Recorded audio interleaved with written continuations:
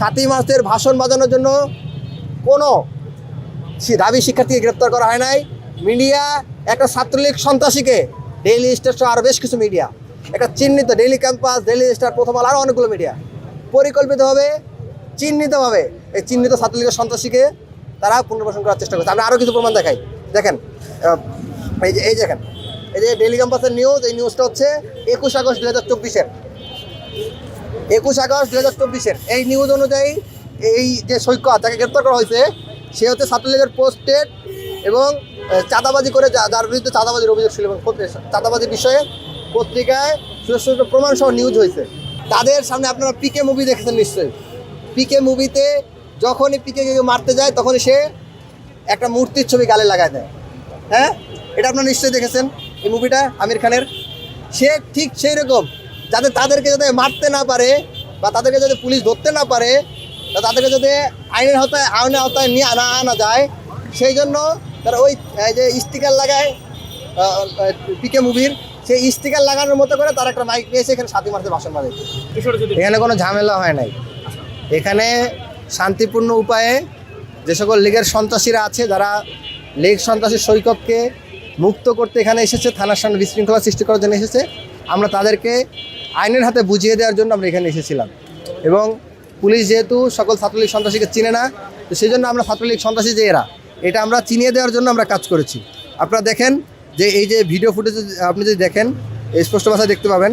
আমি আপনাকে দেখাই যে 3টা ছেলে এখানে এসে খুব ডিস্টার্ব করছে, ঝামেলা করছে। এর মধ্যে ইমের সাথে যে ছেলেটা চলে যায়, মামুন, দেখেন সাদা শার্ট, মামুন দেখছেন আপনারা? এই মামুন হচ্ছে পাবনার বাড়ি, দেখছেন আপনারা? দেখছেন? আপনি আমার কমিটিটা দেখাই। জৌওয়াল ছাত্রলীগ, জৌওয়াল ছাত্রলীগের চিহ্নিত এই যে পদধারী, এমন না যে সে শুধু ছাত্রলীগ করছে, সে প্যাডে পোস্টেড, এখনো সে সহ সম্পাদক। দেখেন এই যে মার্ক করা, দেখেন মার্ক করা, দেখেন।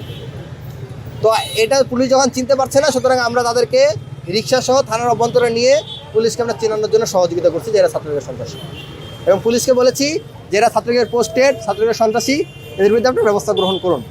পুলিশ যদি ব্যবস্থা গ্রহণ না করে, সেক্ষেত্রে এর দায়ভার সম্পূর্ণভাবে পুলিশকে বহন করতে হবে। আমি আরও কিছু বিষয় দেখাই।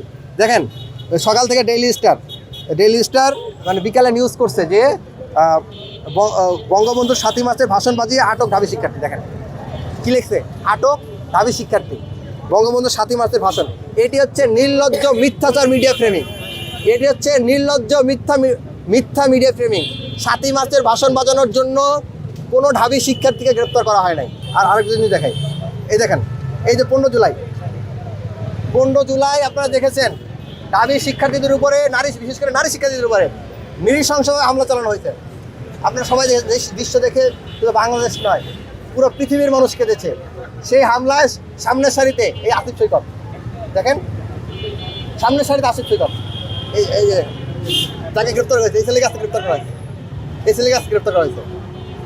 আর এই যে সালেহীন, যেই ছেলেটা এইখানে শাহবাগ থানার সামনে কর্মসূচি ঘোষণা করে মব সৃষ্টি করে পায়তারা চালাইছে, এবং মব সৃষ্টি করে এই চিহ্নিত ছাত্রলীগ সন্ত্রাসীকে ছুটে নেওয়ার জন্য আসছে। সেই ছাত্রলীগের সে পোস্ট করছে 9টায় শাহবাগ আসন, সে কর্মসূচি ঘোষণা করছে। এবং সে ওই যে মামুনের ছবি দেখাইলাম, জৌওয়াল ছাত্রলীগের উপসম্পাদক, সহ সম্পাদক, সে মামুন এবং ইমি, এরা মিলে এখানে এসে অরাজক পরিস্থিতি সৃষ্টি করার চেষ্টা চালাইছে। এবং এইটা হচ্ছে তাদের একটি মুখোশ মাত্র। এই মুখোশের অন্তরালে তারা চেষ্টা করছে এই ছাত্রলীগকে পুনর্বাসন করার জন্য এবং ছাত্রলীগ সন্ত্রাসী গ্রেপ্তার করার জন্য। এই যে সালেহীন, যে ছেলেটা কর্মসূচি ঘোষণা করছে, এটা তার ছবি।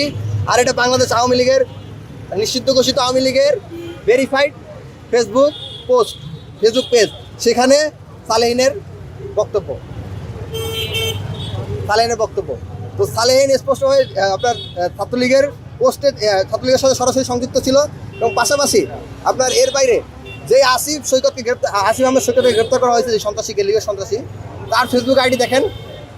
তার ফেসবুক আইডিতে বাংলাদেশের ছাত্রলীগের রাজনীতি নিষিদ্ধ, জুলাই গণহত্যা সরাসরি নেতৃত্ব দেওয়ার কারণে এই জঙ্গি সশস্ত্র সংগঠন, দক্ষিণ পূর্ব এশিয়ার সর্ববৃহৎ সশস্ত্র জঙ্গি সংগঠন, সেই জঙ্গি সংগঠন নিষিদ্ধ। দেখুন তার আইডিতে আপনি এখন ঢুকতে পারলে দেখবেন যে বাংলাদেশ ছাত্রলীগ ডক্টর মোহাম্মদ শহীদুল্লাহ হল, দেখেন। এবং সে তার আগের পোস্টগুলো যদি দেখেন, এর প্রিভিয়াস পোস্টগুলো যদি দেখেন, তাহলে আপনি দেখতে পাবেন যে যে যে এই এই এই যে গত কয়েকদিনে যত নিষিদ্ধ ঘোষিত ছাত্রলীগের যত এজেন্ডা হয়েছে, যত কর্মসূচি হয়েছে, কোথাও জুলাই গ্রাফিতিতে রং দিয়ে মুছে দেওয়া, কোথাও পোস্টার লাগানো লীগের, এগুলোর সাথে সে সরাসরি জড়িত ছিল এবং তার ফেসবুক পোস্ট আছে।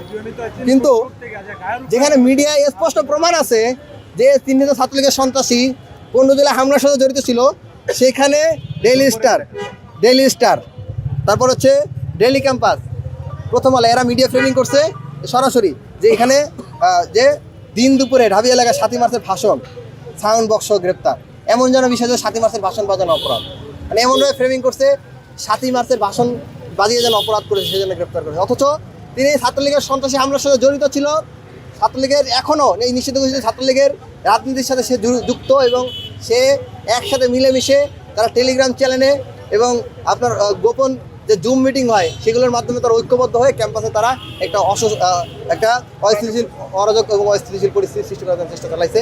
তো সেইটাকে মানে জানা সত্ত্বেও মিডিয়াগুলো এভাবে ফ্রেমিং করছে যে ঢাবি শিক্ষার্থীকে গ্রেপ্তার করা হচ্ছে। এটা স্পষ্ট যে পিকে মুভির মতো বেলকি বিজি দেখিয়ে, মূর্তির স্টিকার দেখিয়ে, স্টিকার যেভাবে ব্যবহার করা হয় ঠিক সেভাবে 7ই মার্চে স্টিকার ব্যবহার করে এখানে তাদের যে নিষিদ্ধ ছাত্রলীগকে পুনর্বাসন